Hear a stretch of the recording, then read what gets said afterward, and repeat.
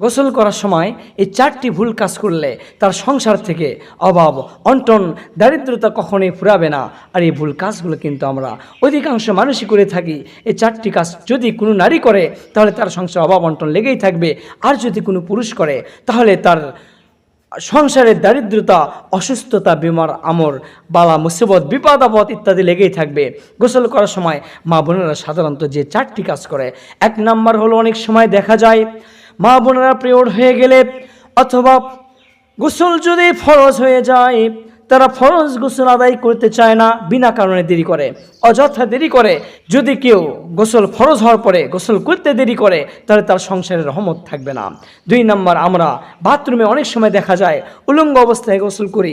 কেউ যদি উলঙ্গ অবস্থায় গোসল করে, শয়তান, দুষ্ট জিন তাদের দিকে তার লজ্জাস্থানে খেলা করে, তার লজ্জাস্থানে কুদৃষ্টি দেয়, যার কারণে তার সংসারের ভেতরে অসুস্থতা, বিমার আমর, রোগ শোক ইত্যাদি লেগেই থাকে, বিপদ আপদ লেগেই থাকে।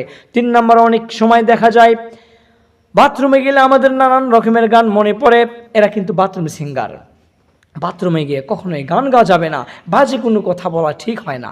4 নাম্বার, গোসল করার জায়গায় যদি কেউ প্রস্রাব করে তাহলে তার সংসার থেকে আল্লাহ পাক রহমত, বরকত সব কিছু উঠায় নেবে, যার কারণে ওই সংসারটা নিস্মার হয়ে যাবে, ধ্বংস হয়ে যাবে, আল্লাহর রহমত থেকে বঞ্চিত হয়ে যাবে।